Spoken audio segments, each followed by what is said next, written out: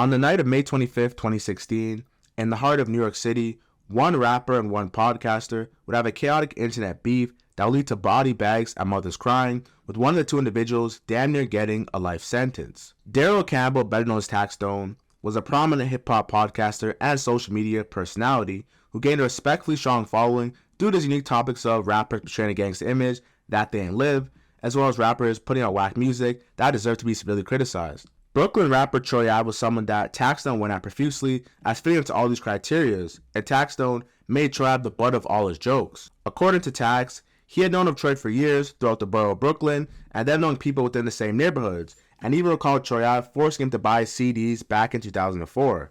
I feel Troy Ave is a hustler. He's a grinder. Anytime I speak to a rapper, I always compare what they do to Troy Ave. Listen, you know Troy Ave working harder than you, and that's why he gonna win. Don't let his work ethic outshine your talent. I always tell that to different people. I seen Troy Ave selling CDs in 2004. I had argued with him about to fight him because he's trying to sell me his CD. Taxstone was a clear and proud hater of Troy Ave, and they have been beefing since 2014. 90% of the time, any issues they had was started by Taxstone, as he had a successful podcast, Tax Season, that was on the rise, where he began to instigate and assault Troy Ave on a regular basis, throwing shots. I just feel like he's a fraud rapper. Like, he was never a drug dealer. Like, this dude is just weird. That's really it. There's no issues with Troy Ave. Tax was viewed as a very polarizing figure, who, although sometimes people didn't agree with his actions or the things that he said, his street upbringing in Brooklyn validated many of his speaking points and his behavior. He often tried to discredit Troy Ave, saying he was a pizza boy that never moved any weight. To be fair, Taxstone has had this energy with other people, including Wack 100, repeatedly asking him in a series of tweets why rich white people don't have to check in. Now, to the average Joe, checking in sounds like extortion. You're in my city for a concert or club appearance, you give me 10 grand and I'll make sure your head doesn't go back to your family in a box. The concept of checking in sounds corny, considering the people making you check in look just like you. The white man does not have to check in, the Puerto Rican man does not have to check in, only the black person has to check in with the other black person. The controversial persona of Taxstone will continue to expand when he called Tupac a rat, because when he was shot at Quad Studios in 1993, he made diss records dissing Puffy, Biggie, speaking on Haitian Jack, and through the street perspective of Taxstone, he believes Pac gave up indirect information about who shot him. Now, according to Tax, any information that the police didn't know about that you make public, no matter how big or small, is telling.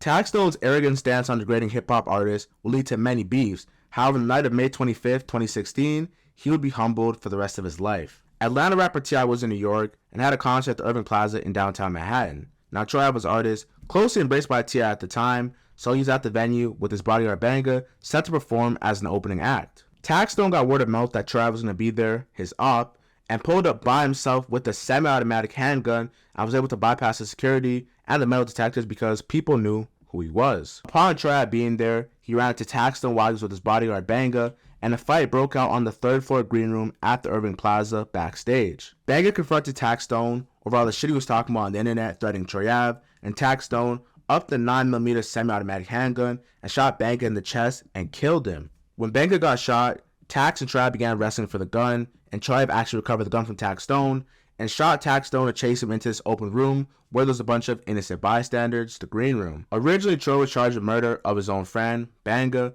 until the police checked the cameras and saw that Troy Ave stole the gun from Taxstone, and Taxstone brought the gun into the building. Troy and Taxstone were fighting for the gun, and Troy got shot in both of his legs and essentially started stumbling around looking for Taxstone. The NYPD found an overwhelming amount of evidence of Daryl Campbell's DNA found on the gun that killed Banga, and also proved that Taxstone bought this gun out of state because handguns in New York are super illegal. The cost of being a real nigga. It wasn't until 9 months later, January of 2017, that Taxstone will be arrested in Brooklyn for possession of a firearm by a convicted felon. Later, he was indicted on manslaughter for the death of Ronald McFadder, aka Banga. The death of Banga was something that Troy Ave is still heavily blamed for by his family because it appears they sent his mans on a dummy mission when he knows he had serious beef with Taxstone on the internet. Troy Ave was an antagonizer, yes, but nowhere near the level of Taxstone. He used his nationally syndicated show Tax Season to take shots at Troy Ave whenever he was having a bad day, and look where it got him. In 2018, Troy Ave released Too Legit to Quit, and during the song he made hints at testifying against Taxstone in court because he was too facing serious jail time for shooting a gun in a New York City club. I'm only loyal to my fam. Middle finger from the stand. It's either me or you. Taxstone fired a gun in New York City, one of the largest metropolitan cities in North America, with the strictest gun laws show you how the gangster mentality overweighs basic common sense. In 2023, Troy Ave took the stand and told the truth, essentially his side of the story, and many street figures deemed him a rat for taking the stand. The worst name someone from that lifestyle could be called. Troy was quick to call Taxstone Ratstone and acknowledged the hypocrisy because Taxstone had his lawyer write a letter to the judge arguing that he's no longer a flight risk and bringing up Troy Ave's involvement in another club shooting days earlier, which is essentially providing public information that they didn't know, which is ratting. Using Taxstone's logic of how we call Tupac a rat, he would be considered one as well because someone on his team brought up information that the police were not aware of with the attempt to get himself free or at least implicate Troy Ave, so Taxstone wouldn't be the only person in jail. Taxstone pled guilty to firearm charges. However, he pled innocent to manslaughter and the 2 counts of assault, as well as 2 counts of criminal possession of a firearm. The projected sentencing for Taxstone, if found guilty, will be 20 to 25 years. Now mind you, he's already been in jail for 6 years. The odds were never in his favor, and Taxstone blew trial and was found guilty of manslaughter in the first degree, and 2 counts of criminal possession of a weapon by a felon, and 2 counts of assault. In June of 2023, Taxstone was sentenced to 35 years in a New York State prison, which was way over the anticipated sentencing between 20 to 25 years. And Taxstone was devastated and made it known he was not doing 35 years. Just got 35 years for being victimized and reversed in the situation. The beauty in it all is, I'm not doing 35. Be safe though. Taxstone was a pioneer in the hip-hop space who created a lane for street podcasters, giving them a voice. He's often credited by Wild267 for encouraging him and his cousin Gilly to start $1 million worth of game, one of the most successful podcasts in hip-hop right now. Throwing it all away because he wanted to be a quote-unquote real nigga. It costs too much to be a criminal. Troy Ave has officially won and went even further, trolling Taxstone, wearing a Kevin Durant OKC jersey, wearing the number 35, which is Kevin Durant's number, and also the amount of years Taxstone will be in jail by himself. Taxstone himself with the verdict claimed that he was a victim in this case, questioning how a person could testify that they beat him up, and when he defends himself with lethal force, it's a problem. The truth is, Taxstone got everything he wanted. He pulled up to Irving Plaza with a semi-automatic handgun, knowing he could run into Troy Ave and kill someone and expects to be free? Troy Ave would troll Taxstone, celebrating the former podcaster's guilty verdict with the song Dear Hater, I Won. Now the song was filled with multiple references of their longtime rivalry. Since you niggas like writing letters, here go one. Dear Hater, I won. I'm a boss, you a bum. S a D till it come. I sat many months. You with the judge soon as you walked in. Got attempted murders cause I took the gun from him and bust back.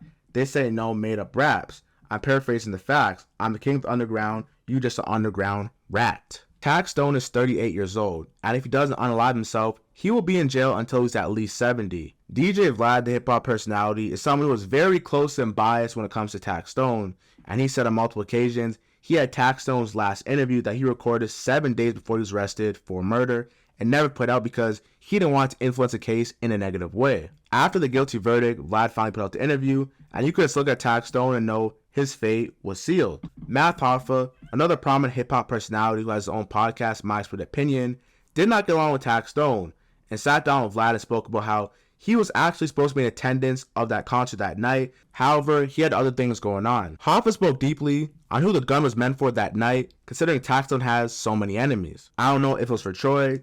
I don't know if it was for me.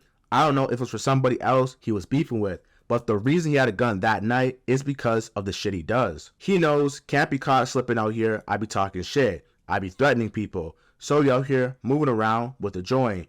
You ain't got no officers with you. You ain't got no security. You got it. Whether Troy was provoking anything, the situation happened because of the choices you made regardless.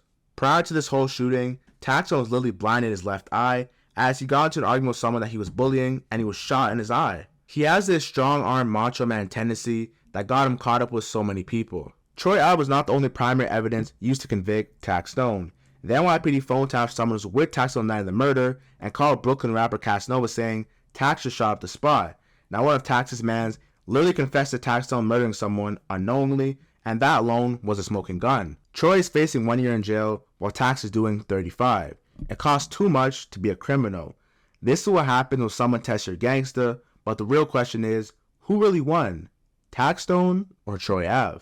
Subscribe to my YouTube, Jared Star, and subscribe to my Patreon, link in bio.